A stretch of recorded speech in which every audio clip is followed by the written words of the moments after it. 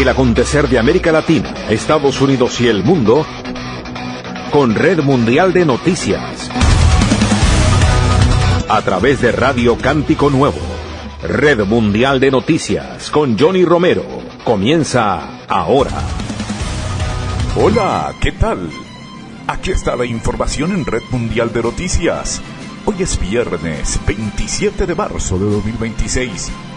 Aquí están los titulares de las más importantes noticias ocurridas en el mundo hasta este momento. Hijo de Maduro tacha de ilegítimo el proceso judicial contra su padre y Cilia Flores en Estados Unidos. Un buque hospital llevará atención médica a 22 municipios del Pacífico colombiano. Una iniciativa del presidente Petro. Ecuador califica de fraterna y transparente la reunión política con Colombia y Perú. El Salvador prolonga por 30 días más el régimen de excepción a 4 años de su vigencia. Detienen en el centro de México a 9 personas ligadas a un grupo de extorsión y narcotráfico. Rubio viaja a Francia para reunirse con el G7 en medio de las discrepancias sobre Irán. Trump revela el regalo que, según él, recibió de Irán en medio de negociaciones para poner fin a la guerra. Donald Trump extiende al 6 de abril el plazo para que Irán reabra el estrecho de Hormuz. Aquí están las noticias. Washington. El presidente de Estados Unidos, Donald Trump, anunció que postergará el plazo dado a Irán para reabrir el estratégico estrecho de Hormuz y que, al menos por el momento, suspenderá los bombardeos contra instalaciones energéticas del país. La decisión, comunicada a través de su red social Truth Social, introduce una pausa en la escalada militar y abre una nueva ventana para la diplomacia en medio de un conflicto que ya sacude los mercados globales y las rutas energéticas. De acuerdo con una solicitud del gobierno iraní, esta declaración sirve para informar que estoy pausando el periodo de destrucción de plantas energéticas por 10 días hasta el lunes 6 de abril de 2026 a las 20 horas del este, señaló Trump. El mandatario agregó que las conversaciones continúan y buscó desmentir versiones sobre un eventual estancamiento. Las negociaciones siguen en curso y, pese a afirmaciones erróneas de los medios y otros actores, van muy bien, afirmó.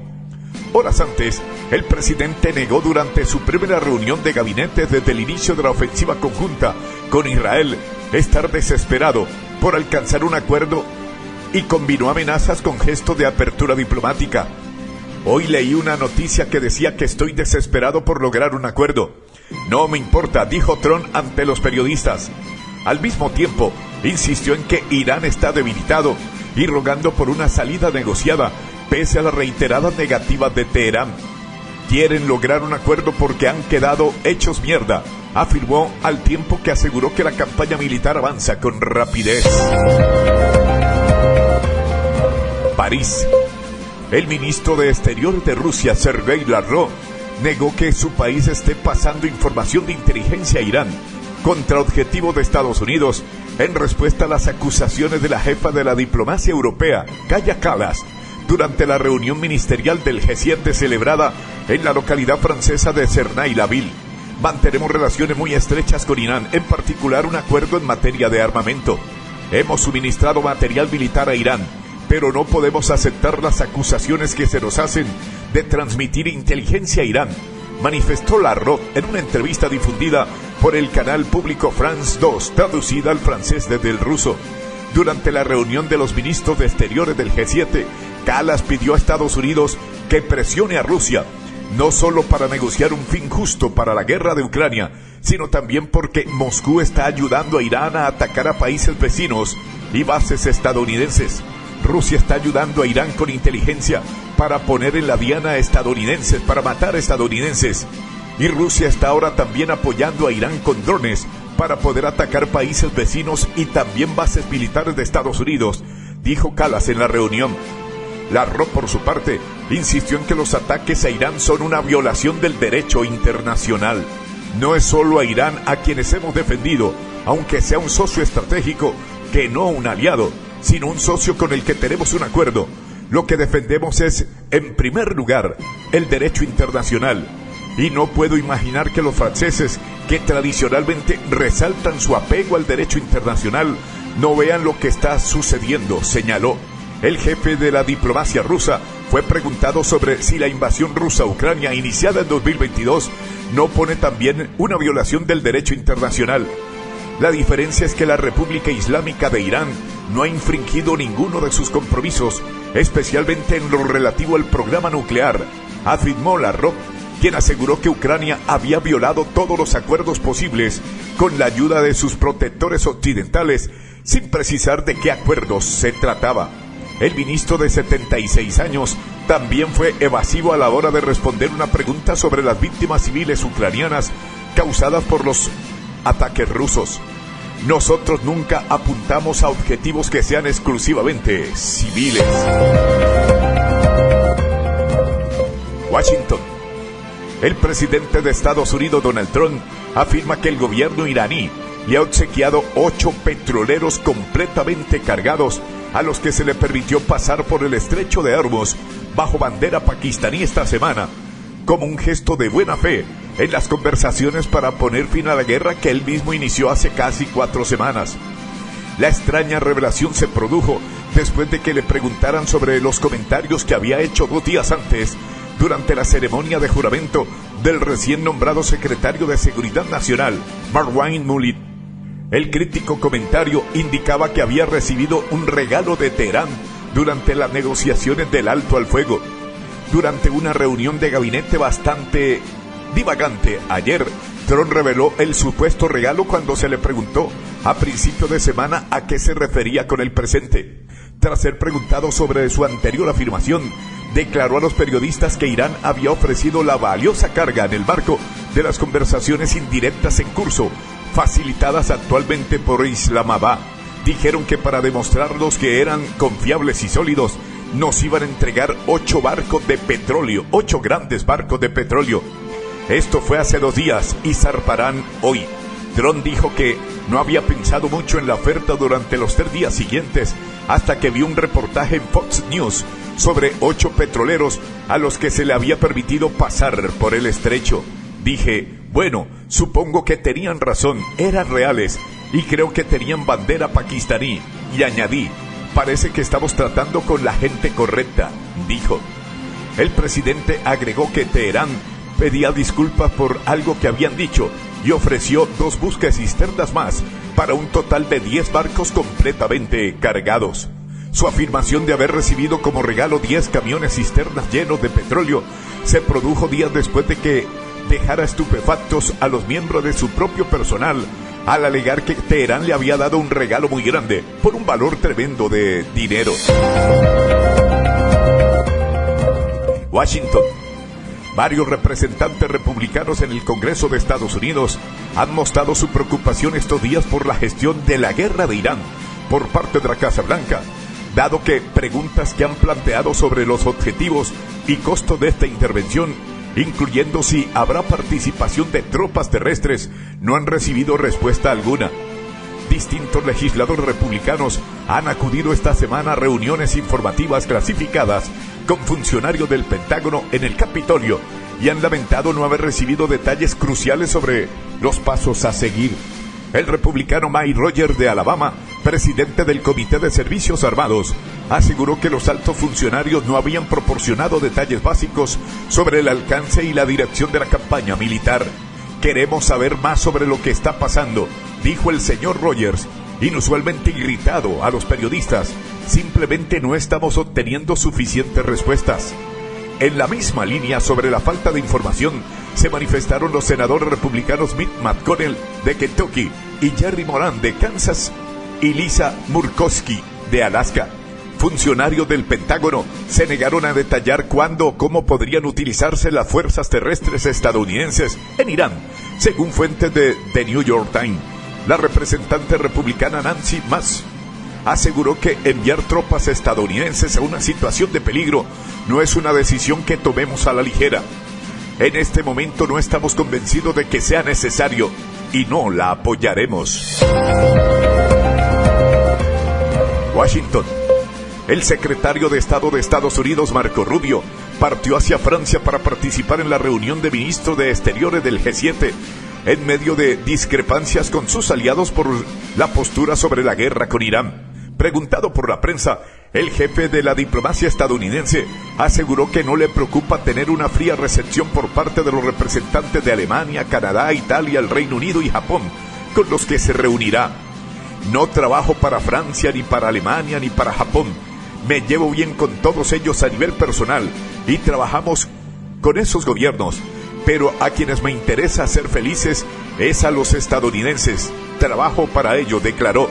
Rubio hizo eco de las críticas del presidente estadounidense Donald Trump a sus aliados, especialmente a los de la OTAN, por haber rechazado su propuesta de formar una alianza para garantizar la seguridad del estrecho de Hormuz. Esa vía estratégica por la que circula una quinta parte del petróleo mundial ha sido bloqueada por Irán, en represalia por la guerra que iniciaron Estados Unidos e Israel el pasado 28 de febrero.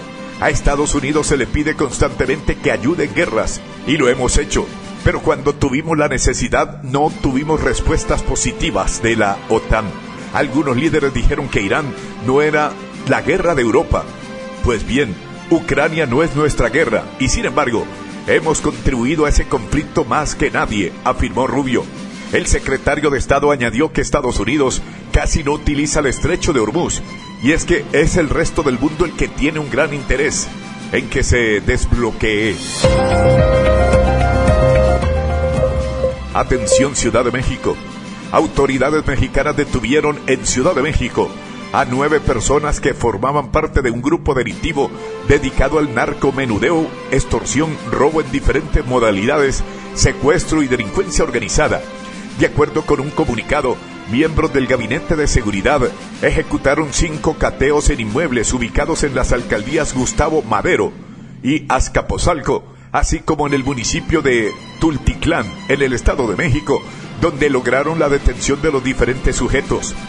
Según la información, los cateos ocurrieron tras diversas denuncias que señalaban que en diversas viviendas ubicadas en dichas demarcaciones se almacenaban y distribuían posibles enervantes, por lo que los miembros de las fuerzas policiales realizaron trabajos de investigación, implementaron vigilancia y realizaron recorrido de reconocimiento en las zonas y lograron la orden de un juez para revisar los inmuebles.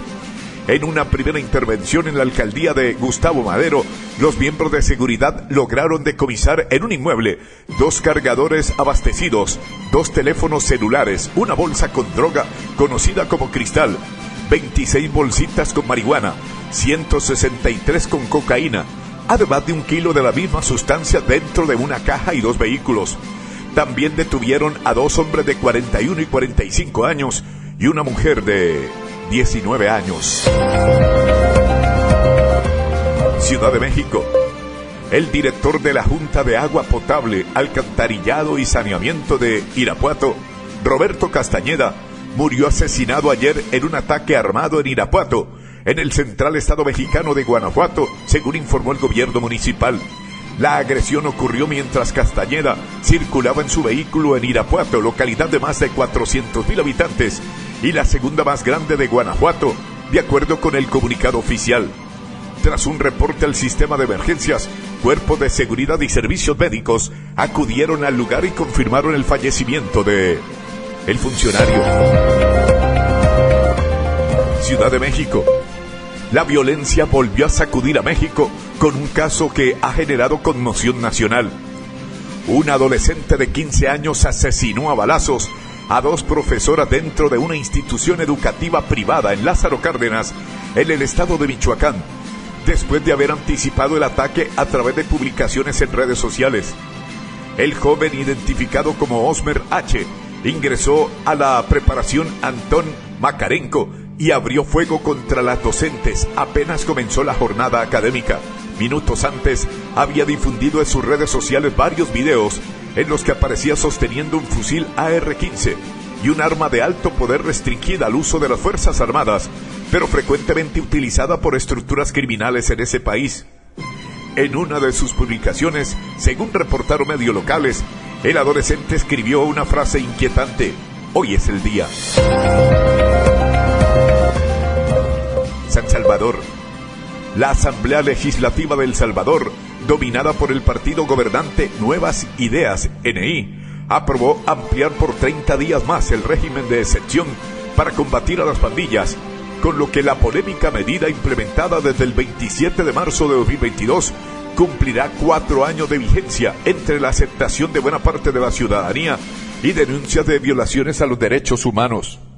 Esta nueva prórroga supone la 49 aprobada sucesivamente por el Congreso y amplía la medida inicialmente avalada como extraordinaria, pero que se ha vuelto permanente hasta el 30 de abril del presente año.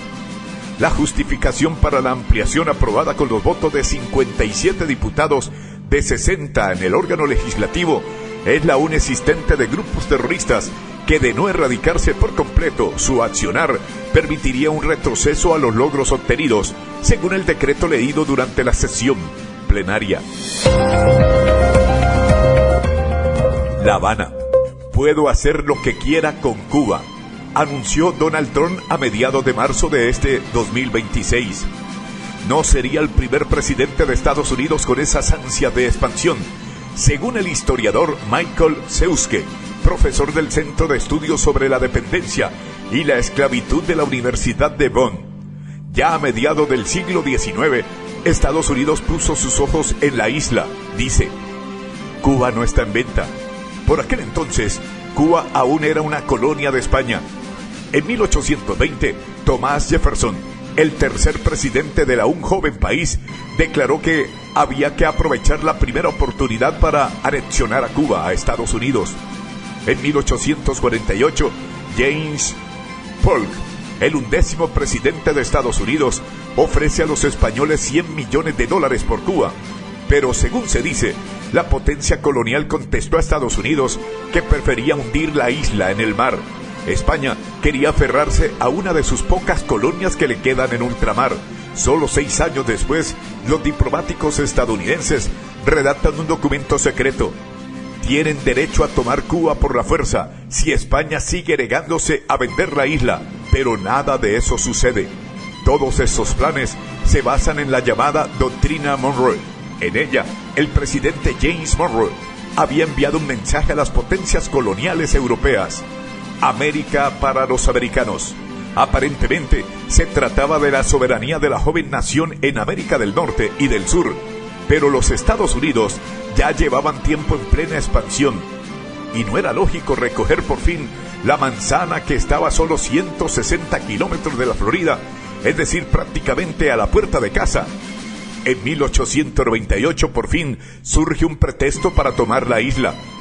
Los cubanos llevan años luchando con ahínco para librarse del yugo colonial español. Washington despliega una fuerte presencia militar. Durante semanas, el crucero acorazado estadounidense USS Maine permanece fondeado en el puerto de La Habana. El 15 de febrero de 1898 se produce una violenta explosión que desgarra el casco del barco. Se hunde en cuestión de minutos.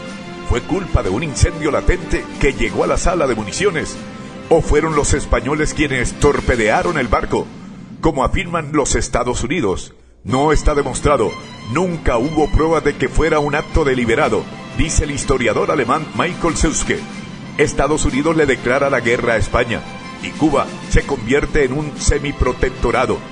La guerra dura apenas 4 meses y termina con la derrota de España, que pierde sus últimas grandes colonias: Puerto Rico, Guam, Filipinas y Cuba. Atención, Ciudad de México. La Secretaría de la Marina Semar de México informó que activó un plan de búsqueda y rescate para localizar 2 embarcaciones con 9 tripulantes de varias nacionalidades que zarparon de Islas Mujeres el sábado en el Caribe mexicano, rumbo a La Habana, con ayuda humanitaria, sin que hasta el momento se tenga comunicación ni confirmación de su arribo. De acuerdo con la información disponible, dichas embarcaciones tenían previsto arribar entre los días 24 y 25 de marzo, por lo que se activaron de manera inmediata los protocolos correspondientes en cumplimiento de la responsabilidad del Estado mexicano de salvaguardar la vida humana en el mar, indicó la Semar en un comunicado. Los veleros fueron los dos últimos de la delegación mexicana del convoy Nuestra América, que zarparon el 21 de marzo desde Isla Mujeres, cerca de Cancún, para llevar ayuda humanitaria a Cuba, en medio del deterioro económico en el país caribeño y del bloqueo petrolero impuesto por Estados Unidos. Quito. La ministra de Relaciones Exteriores del Ecuador, Gabriela Sommerfeld, y el director de Desarrollo Humano para América Latina y el Caribe del Banco Mundial, BM, Jaime Saavedra, destacaron en Quito que los programas de migración circular son un mecanismo transformador capaz de generar desarrollo compartido entre países de origen y de destino.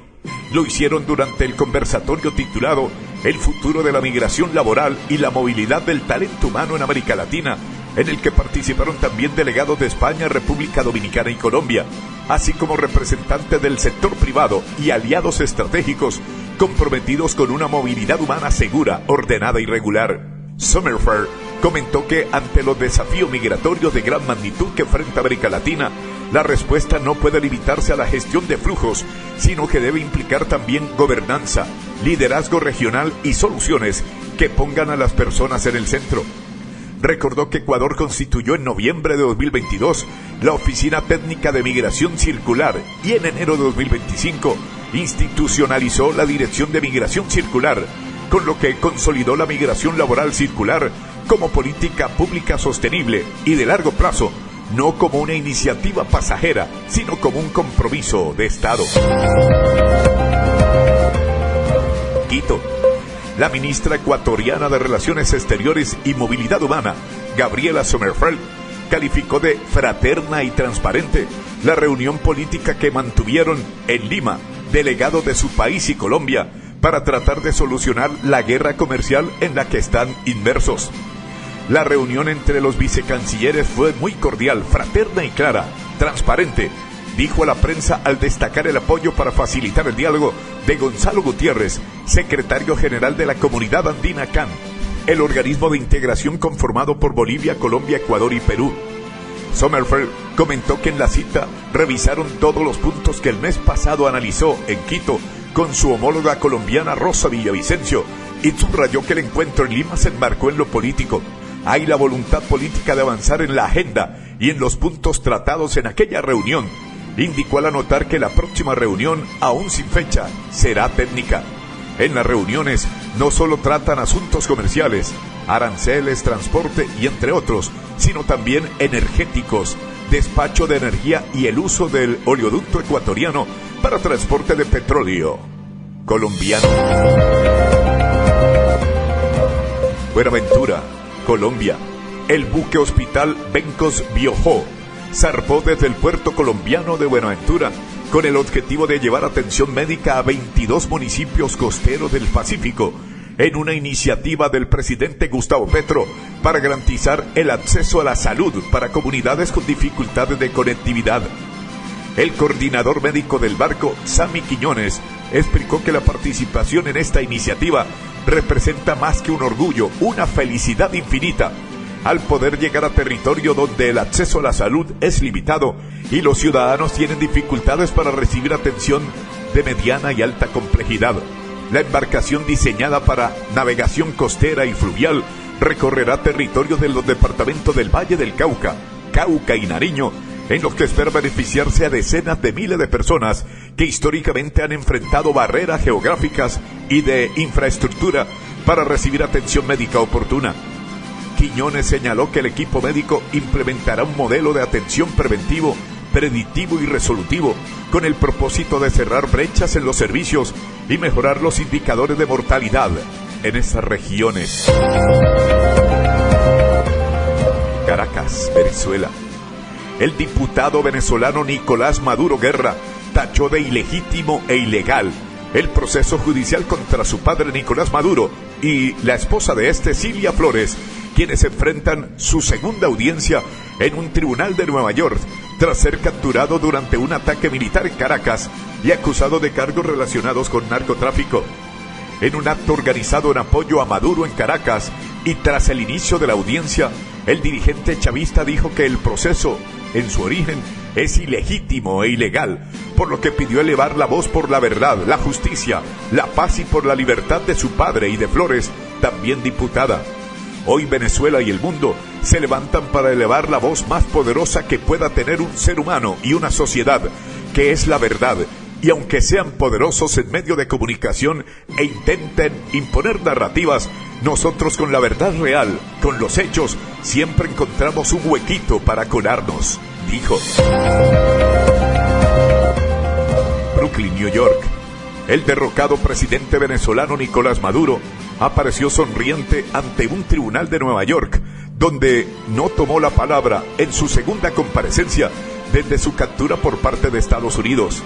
En el transcurso de una audiencia que duró poco más de una hora, el juez a cargo del caso hizo saber que no tenía intención de acceder a una solicitud de sus abogados para desestimar los cargos por razones procesales. No voy a desestimar el cargo, sostuvo el juez en la segunda sesión judicial contra el expresidente Maduro, que acoge la Corte Federal de Manhattan tras su sorpresivo arresto a principios de enero de 2026.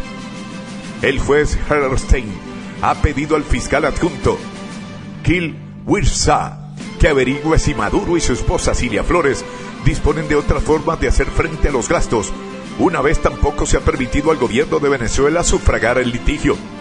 El propio juez ha reconocido que lo más probable, en caso de que existieran estos fondos, serían susceptibles de ser decomisados o estarían sujetos a sanciones, y se ha preguntado si el tribunal puede ordenar a la Oficina de Control de Activos Extranjeros OFAC del Tesoro que levante las sanciones.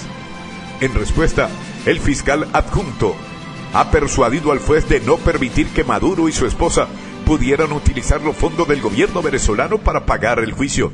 Los acusados están saqueando la riqueza de Venezuela, ha justificado Wirtza, para quienes esta maniobra socavaría la efectividad de las sanciones.